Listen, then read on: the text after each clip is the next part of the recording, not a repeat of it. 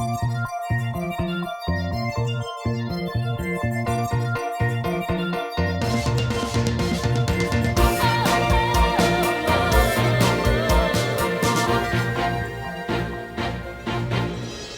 mo ang kasalanan mo. Bakit di ba kayo naniniwala sa akin? Dalawa kami may kasalanan ni Jaime dito! Ako ang iyong ama. Si Ben, tauhan lang natin yun. Kaya dapat akong paniwalaan mo. At kayo paniniwalaan? Ang sinasabi ni Mama sa akin, intindihin ko kayo. Pero anong ginawa nyo? Pinatay mo siya! Please try your best to be a father to your child. Paano ko gagawin yung Miss Jackson? Kung ako ang dahilan ng lahat ng problema. Ikaw ang solusyon sa lahat ng kanyang problema. Wala ka bang gusto sa akin, Natalie? Naguguluhan ako. Pero, gusto mo ako. Mahal kita, Sins. Mahal din kita, Lucas. Promise ko po, iintindihin ko si Lucas. Hindi ko siya iiwan.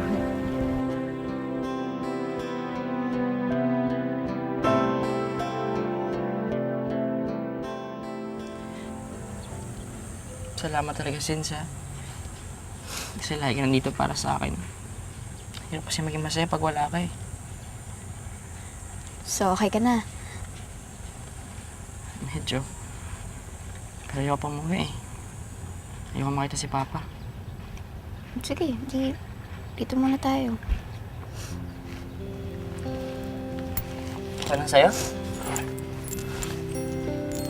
Di ba nga ikaw na rin nagsabi? Mahirap maging masaya, mahirap maging okay pag wala ako. Kaya dito lang ako. Para palagi kang okay.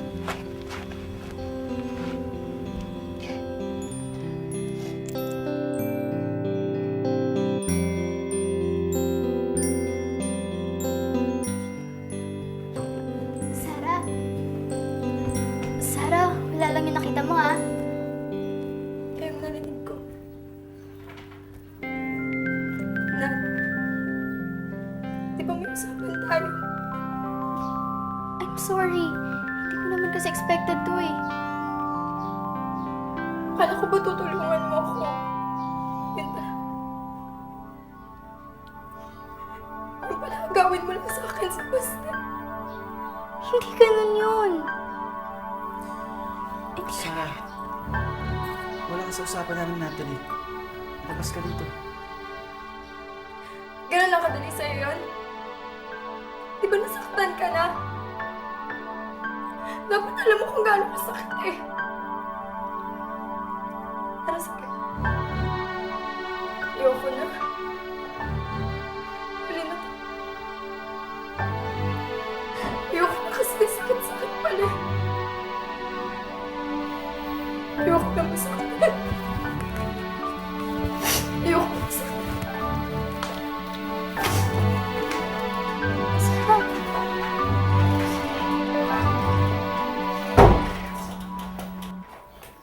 Si Sarah! Pwede ba? Uwi na muna kayo. Ha? Bakit? Ano ba nangyari? Importante ka sa akin dahil tatanggap mo ako sa kabila ng lahat ng paggagago ko sa'yo.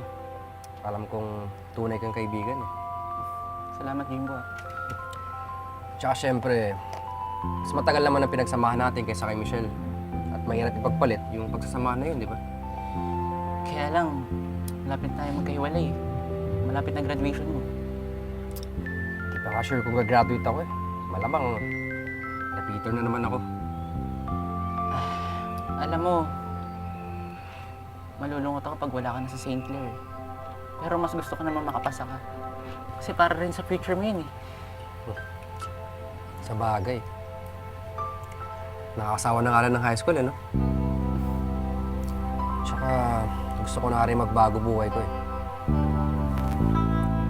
Pangarap sa akin ni Airpods nung buhay pa siya. Gusto. Makabusta ka man o hindi, nandito pa rin ako para sa'yo. Salamat pare.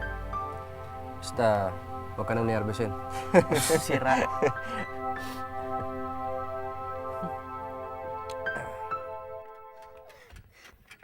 Sarah, mag-usap naman tayo! Huwag ka naman magalit sa akin agad! Ito ba? Ito ba yung tulong na sinasabi mo sa akin na? Masaktan ako. Ano to ha? Ganti mo to sa akin kasi di ba sanasan ka sa akin dati? Natakala ko pa naman bago ka na. Di pa pala. Sarah, wala na yung dating natin kilala mo. Alam mo, sa'yo ko natutong mag-value ng friendship. Sinungaling ka. Sarah, hindi kita pipiliting maniwala sa akin agad. Oo. Aminin ko. Gusto ko rin si Baste. See? Traitor ka pala talaga eh. Pero Sarah, hindi ko naman ginusto yun eh. Bigla na lang nangyari, pero kung gusto mo para sa friendship na to, iiwasan ko na siya. Kasi Sarah, pinavalue ko tong friendship na to. Ayokong mawala. Sarah, hindi lang ako nagkaroon ng totoong friend.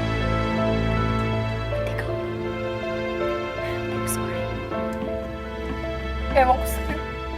Bahala ka.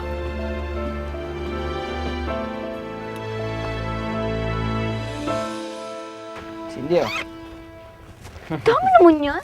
Talaga may bala ka magtagal dito eh, no? Oo, hanggang bukas pa tayo dito eh. Ha?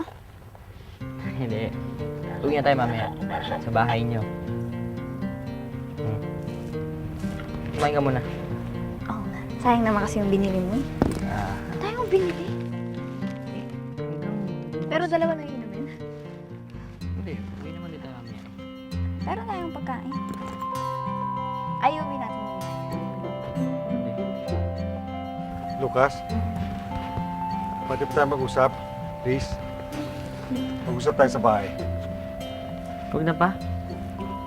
Ipipilit nyo ng inosente kayo eh. Lucas, baka naman pwedeng pagbigyan mo naman yung papa mo. Sige na, Lucas. Kausapin mo na yung papa mo. Lucas, please give me a chance. Please? Come on, let's go. Bitaw mo ako. Lucas! Lucas! Lucas, sandali! Lucas! Makinig mo ako! Lucas! Hindi na ako naniniwala sa inyo! Ano ka ba? Pwede ba? Tapusin natin to. Mag-usap tayo. Give me a chance! Look! Look! Papakamati ba kayo?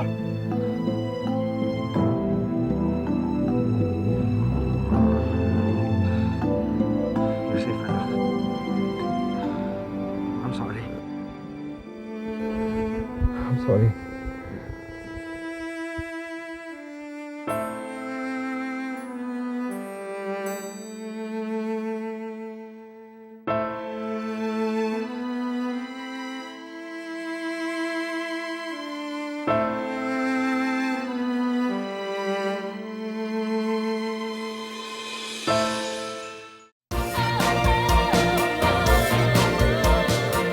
Ang sabi, may group review daw. Eh baka pauwi na yun. Sana naman hindi sila nagkita ni Lucas. Masyado pang mainit ngayon na sitwasyon. Love.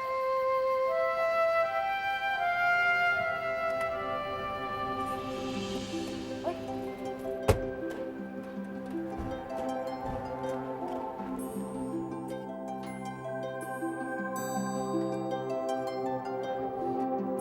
Cindy?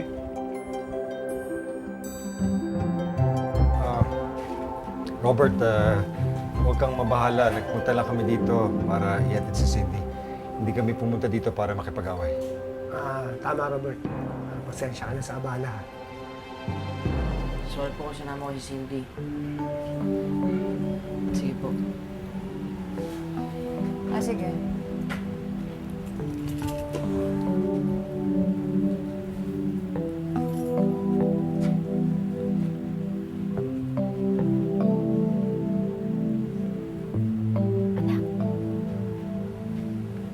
Maganda ba ang trato sa inyo si Jaime Infante?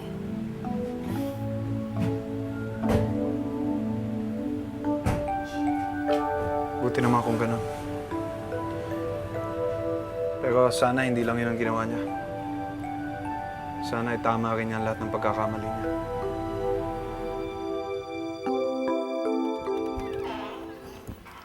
Ma'am, may bisita po kayo. Este.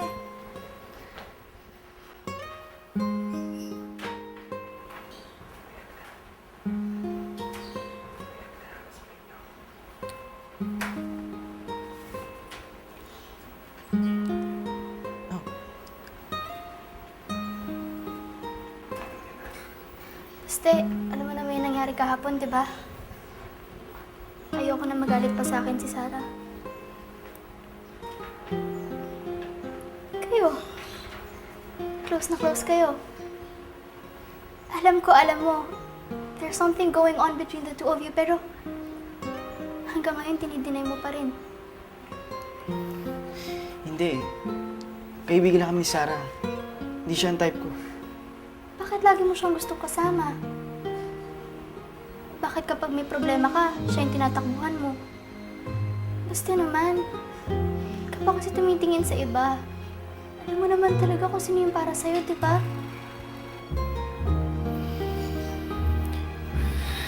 Strike to na naman. Busted na naman ako.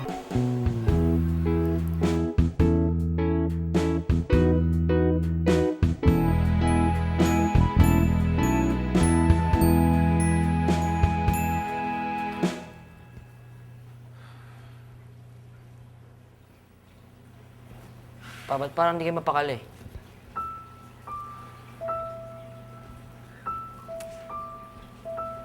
Lucas, pwede ba tayong mag-usap bago ko umalis? Babalik kayo sa States? Anak, alam ko marami akong pagkukulang sa'yo. Pero gusto ko lang malaman mo na mahal kita, anak. Naramdaman ko nga po kahapon. Hindi sapat yon para punaan yung maraming taon na pagkukulang ko sa'yo. Alam mo, anak, hindi ko ginusto yung mga nagawa ko sa'yo. Kaya lang tuwing... Anak, tuwing tinitingnan kita, naalala ko yung ginawa ko sa mama mo. Dahil pinabayaan mo si Mama. Hindi, anak. Totoo lahat yung sinabi ni Ben. Kasalanan ko.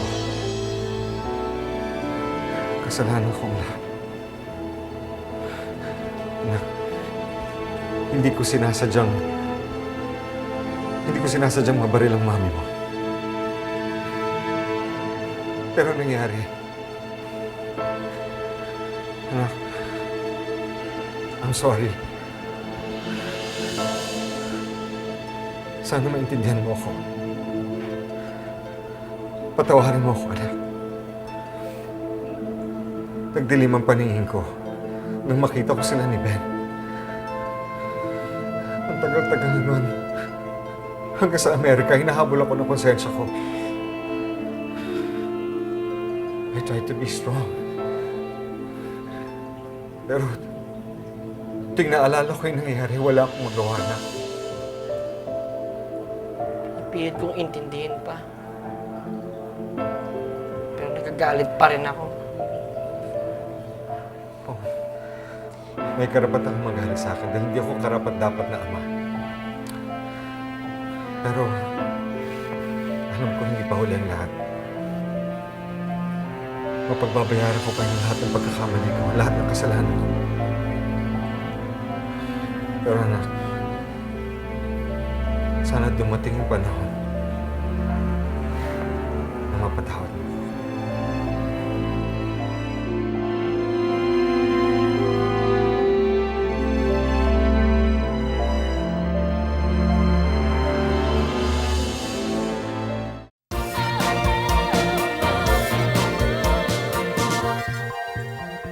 Sarah! Sandali! Sarah!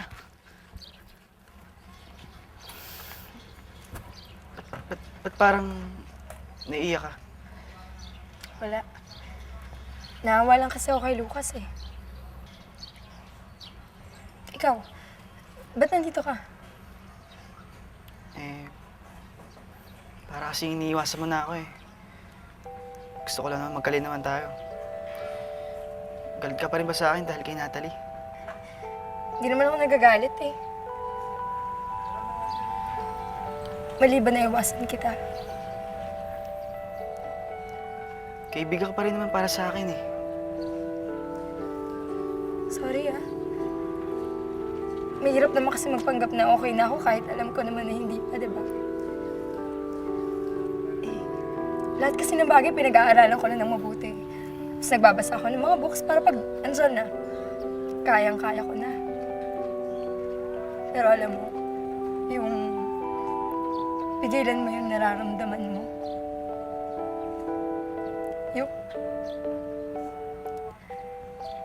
Yung itago mo yung feelings mo.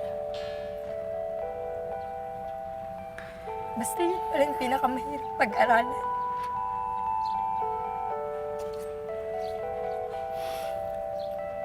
Sarah. Sorry. Okay lang yun. Hindi mo naman sinabi sa akin na may love ako sa'yo, di ba? Ako lang naman yun eh. Sana lang tulungan mo na lang ako nakalimutan ka. Huwag.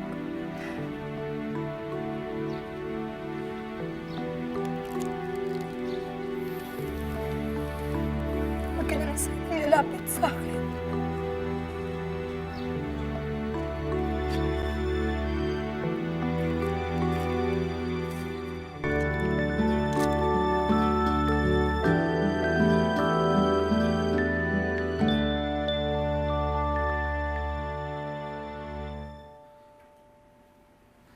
Lucas,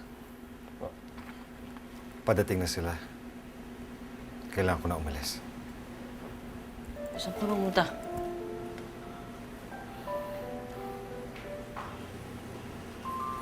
Lucas, inamin na ng papa mo na isa siya sa may kasalanan ng pagkamatay ng mama mo. Paano to? Nakahanda na ako. Nakahanda na akong pagbayaran ng lahat ng pagkukulang ko. Ng lahat ng kasalanan ko.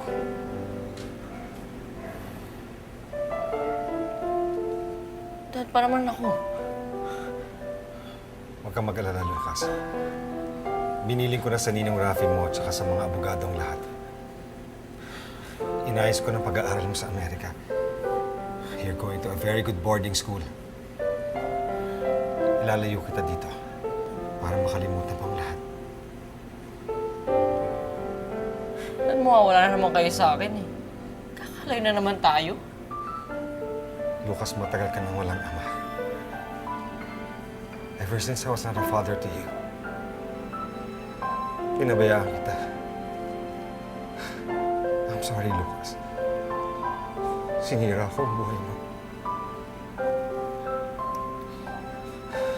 Pero gagawin ko lahat. Aayusin ko to. Hindi pa huli ang lahat.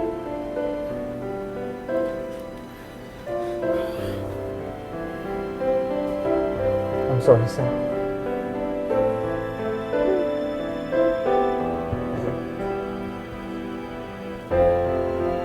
Wala na, I'm very fond of you. Kailan ko. Lucas. It's okay. It's okay.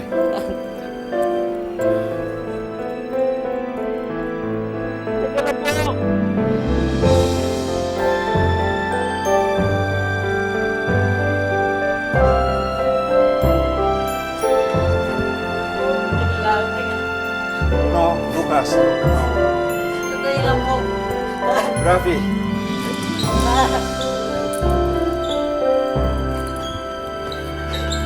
Dad! Sandali lang po. Dad!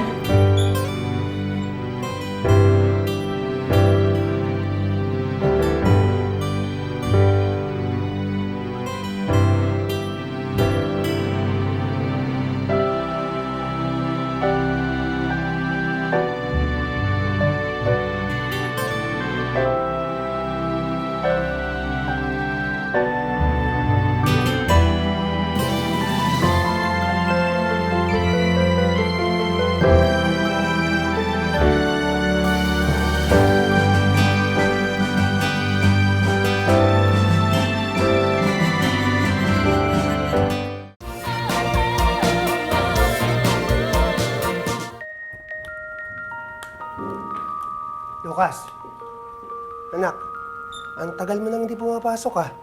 Hinahanap ka na sa akin ng mga teachers at classmates mo. Tsaka alam mo, malapit na rin ang finals ha. Uulit na lang ako, Ninong. Puro bagsak naman ang last period eh.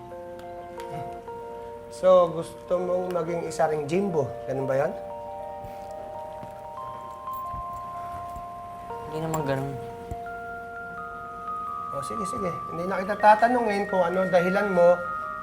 Dahil alam ko namang isasagot mo sa akin, eh yung papa mo, di ba? Sir, narito po si Ma'am.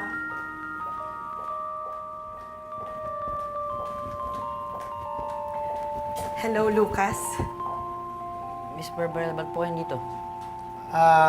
Alam ko kasing malaki ang tiwala mo kay Miss Jackson. Kaya ang naisip ko eh, tawagan siya para kausapin ka. Okay, sige po ma'am, mag-usap na po kayo. Okay. Sensya na po ah. Kamusta ka? Bakit hindi ka pumapasok? You can talk to me. Kasi po, dati galit ako sa papa ko. Kaya sa mga ginawa niya sa mama ko. Pero ngayon nakulong siya, parang nalulungkot pa rin ako. You know why? Because he's still your father. Natural lang na mahal mo siya. At kaya nga niya tinuwid ang pagkakamali niya dahil mahal ka niya. Pero paano po sasabihin sa kanya yan? Pakawalan mo lang kung anong nararamdaman mo. Sabihin mo kung anong gusto mong sabihin sa kanya before it's too late. Yung iba nga dyan, gusto nilang iparamdam ang pagmamahal nila sa kanilang mga magulang pero ulila na sila. But you still have a chance. Buhay na buhay pa ang tatay mo.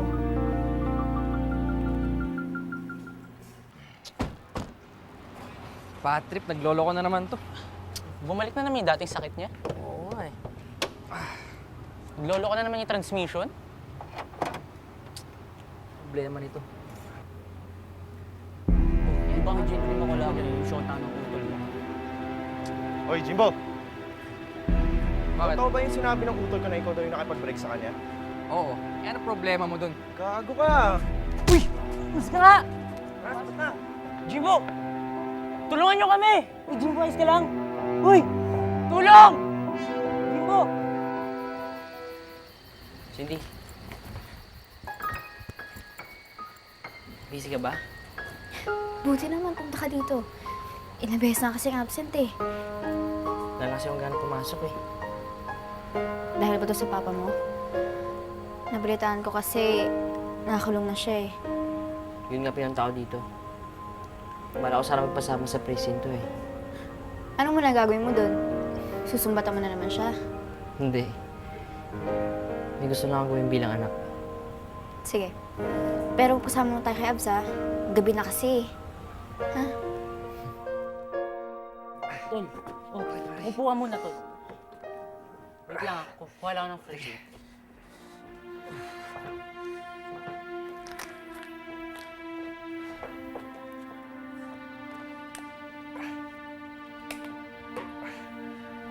Ano? Okay ka lang? Masakit pa ba? Gusto mo, dalhin kita sa doktor. Doktor, Ano ba yun? Tumatawa ka pa. Worry na nga ako sa'yo eh. galos lang to pare. Sobra ka naman. Ewan ko ba, bro? Masyadong affected pa nakikita na nasasaktan eh. Mas ako pa yung nahihirapan eh. Huwag kang ganyan. Basta, okay lang na ako masaktan. Huwag lang ikaw. Ayoko nakikita ka nasasaktan eh. Ewan ko ba? Ganito talaga pag special sa yung tao.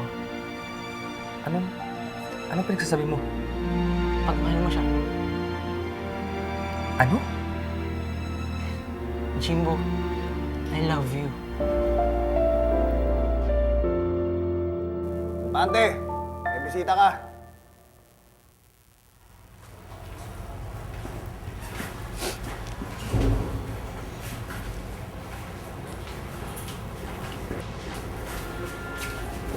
Lucas? Good evening po. Sige, doon na kami sa labas ha. Salamat. Hayaan na natin sila mag-usap.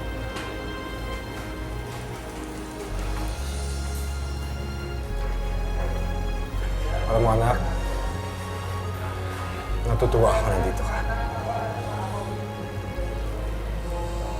Naalala mo na sa States pa tayo. Nagkakabangga na tayo pero hindi tayo nagpapansin. Oo nga. Nasa kwarto ka lang parate. Sa chatroom mo ako kinakausap kung may kailangan ka. Ang lapit-lapit na rin doon. Pero parang ang hirap ng lapitan. Alam mo, anak, kasalanan ko yan. Pero ako yung gumawa ng rason kung bakit nagkalayo tayo. Ano ba't ganun pa? Ngayon pa magkakahiwalay na tayo. Okay lang bro. Malayo na magkabanggaan tayo. Ngayon ko lang nalaman na madali pala kayo lapitan.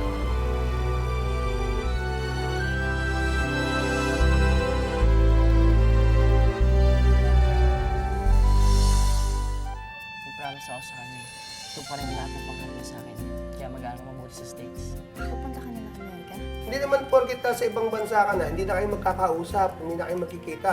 Gusto mo, dalhin ko pa si Cindy dun eh. Mahirap din naman na iwasan si Basti. Sana lang parang sulat na lang yung feelings. Para madali lang burahin. Ang dami nangyari sa St. Clair nung nawala siya. Kagaya na lang nila Al, siya ni Coach Ted. Naging sila rin sa wakas. Barkada pa rin sina Jimbo at Daniel. Si Natalie, sikat na ulit siya. Sina Sarah at Basta naman, pinapormahan na ni Basta si Sarah. Ako naman, eto, naghihintay pa rin sa promise si Lucas na uuwi siya every summer. Sana, pero kung malabo eh. I'm sure busy yan sa States.